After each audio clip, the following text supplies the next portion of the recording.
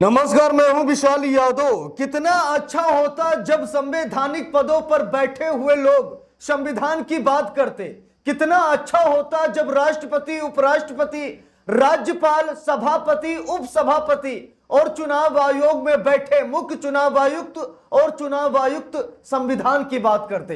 दोस्तों, justice B R. Gavai जब से सीजेआई बने, वो लगातार देश में संविधान का राज स्थापित करने की कोशिश कर रहे हैं, सरकार की मनमानी पर अंकुश लगाना चाह रहे हैं। लेकिन सबसे बड़ी बात यह है कि संवैधानिक संस्थाएं और संवैधानिक पदों पर बैठे हुए लोग कहीं न कहीं सरकार की गुलामी में इतना मगरूर हो गए हैं कि वो संविधान को ही भूल गए हैं। दोस्तों, ये तो बात सच है कि उपराष्ट्रपति जगदीप धनखड़ ने, जो कि संवैधानिक पद पर बैठे हैं, लेकिन उसके बाद भी उन्होंने ये कहा कि संसद ही सुप्रीम है, संसद ही सर्वोच्च है। जबकि जस्टिस बी.आर. गवई ने कहा कि संसद नहीं बल्कि संविधान ही सुप्रीम है, संविधान ही सर्वोच्च है और संविधान के अनुसार ही सभी को काम करना पड़ता है। दोस्तों, जस्टिस बी.आर. गवई अकेले ऐसे जज हैं जो पूरे देश में संविधान का राज स्थापित करने की कोशिश कर रहे हैं। लेकिन संवैधानिक पदों पर बैठे हुए ये तमाम लोग, चाहे राष्ट्रपति हो, उपराष्ट्रपति हो, राज्यपाल हो, या फिर चुनाव आयोग को ले लीजिए, मुख्य चुनाव आयुक्त को ले लीजिए, ये सब लोग क्या कर रहे हैं शायद मुझे बताने की जरूरत नहीं है। लेकिन आज जो खबर मैं आपको दिखाने जा रहा हूं, इस खबर को देखकर आप लोग ऐसा ही कहेंगे कि एक पल के लिए ऐसा लग रहा है कि अब राष्ट्रपति द्रौपदी मुर्मू और सीजेआई जस्टिस बी.आर. गवई एक साथ आ रहे हैं। क्योंकि अब जस्टिस बी.आर. गवई को शायद यह पता लग रहा है कि राष्ट्रपति अगर हमारे साथ आ जाएंगी, राष्ट्रपति महोदया अगर हमारी बात को मान जाएंगे, तो कहीं न कहीं सरकार की मनमानी पर अंकुश जरूर लग जाएगा। तो दोस्तों, सबसे बड़ी बात यह है कि क्या राष्ट्रपति द्रौपदी मुर्मू और सीजेआई जस्टिस बी.आर. गवई एक साथ एक मंच पर आएंगे? क्या सरकार की मनमानी पर अंकुश लगाएंगे? हम सभी को पता है कि सबसे बड़ा संवैधानिक पद जस्टिस बी.आर. गवई के पास है और देश की प्रथम नागरिक के तौर पर राष्ट्रपति द्रौपदी मुर्मू है। और ये सभी को पता है कि ये उस समाज से आती हैं जो समाज हाशिए पर समाज था, जो समाज दबा कुचला था। राष्ट्रपति द्रौपदी मुर्मू एक आदिवासी समाज से आती हैं, उस समाज से आती हैं जिस समाज के लोगों पर मूत्र विसर्जन तक कर दिया जाता था, जिस समाज के लोगों को बोलने की आजादी तक छीन ली गई थी। और जस्टिस बी.आर. गवई उस समाज से आते हैं जिस समाज को अछूत माना जाता है, जिस समाज को शूद्र माना जाता है, जिस समाज को नीच माना जाता है, उस समाज से आते हैं जस्टिस बी.आर. गवई और देश की सबसे बड़ी अदालत के सबसे बड़े जज हैं। यहां तक कि उनको यह कहना पड़ा कि मैं अछूत, मैं उस समाज से आता हूं जो समाज अछूत है। लेकिन ये बाबा भीमराव अंबेडकर साहब की देन है, जिनकी बदौलत मैं देश की सबसे बड़ी अदालत का सबसे बड़ा जज बन पाया, अर्थात सीजेआई बन पाया। ये बाबा भीमराव अंबेडकर साहब की देन है। तो संविधान की ताकत देख लीजिए।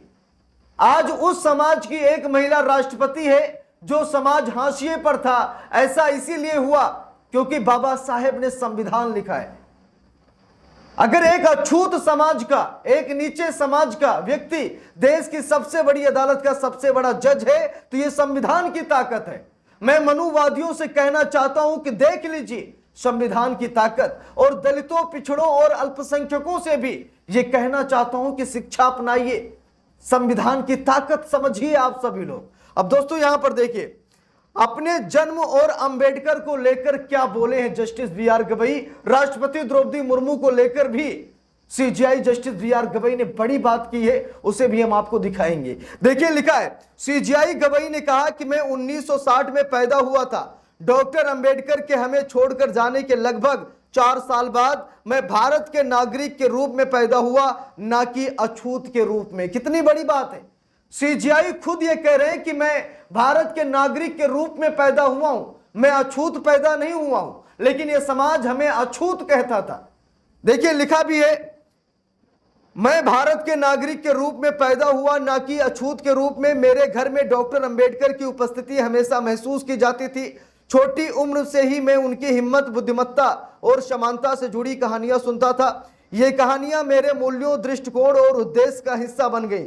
उन्होंने कहा कि डॉक्टर अंबेडकर का एक ऐसे समाज का दृष्टिकोण रहा जहां हर नागरिक को संवैधानिक लाभ मिले। ये न्यायपालिका, विधायिका और कार्यकारी कार्यवाहियों से धीरे धीरे साकार हुआ। उन्होंने कहा कि ये गर्व की बात है कि पिछले 75 वर्षों में देश ने 2 महिला राष्ट्रपतियों को देखा है। अब हमारे पास एक ऐसी महिला राष्ट्रपति द्रौपदी मुर्मू हैं जो समाज के सबसे हाशिए पर रहने वाले आदिवासी क्षेत्रों का प्रतिनिधित्व करती हैं। अब दोस्तों यहां पर आप लोग देख सकते हैं कितनी बड़ी बात यहां पर सीजेआई जस्टिस बी.आर. गवई ने राष्ट्रपति द्रौपदी मुर्मू को लेकर किया है।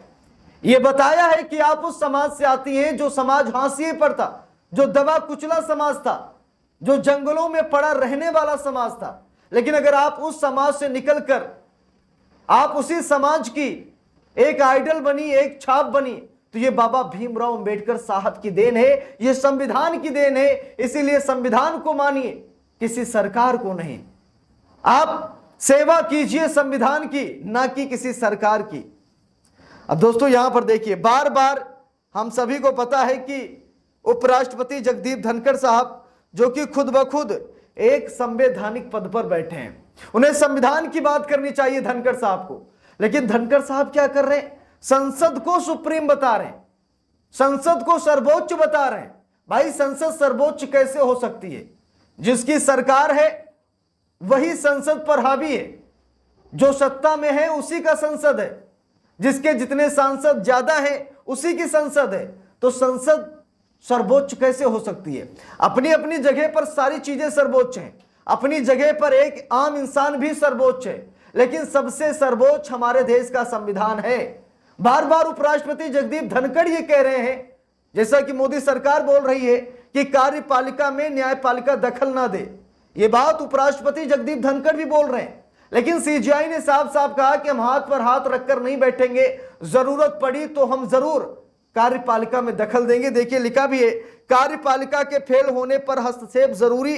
सीजेआई बोले जुडिशियल एक्टिविज्म, जुडिशियल टेररिज्म ना बने। अब दोस्तों यहां पर देखिए, सीजेआई ने साफ साफ कहा कि अगर कार्यपालिका फेल हो गई है, कार्यपालिका काम अपना नहीं कर पा रही है, तो हम हाथ पर हाथ रखकर नहीं बैठेंगे, हम कार्यपालिका में दखल जरूर देंगे।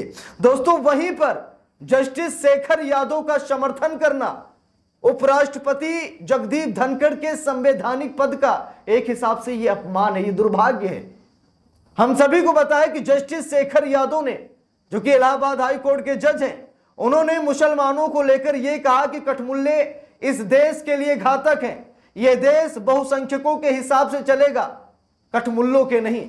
यह बात जस्टिस शेखर यादव ने बोली और मांग की गई कि जस्टिस शेखर यादव को सस्पेंड किया जाए, उन्हें बर्खास्त किया जाए, उनके खिलाफ महाभियोग प्रस्ताव लाया जाए। लेकिन तब उपराष्ट्रपति जगदीप धनखड़ ने सीजेआई को चिट्ठी लिख करके जस्टिस शेखर यादव के खिलाफ जो जांच होने वाली थी वो जांच रुकवा दी।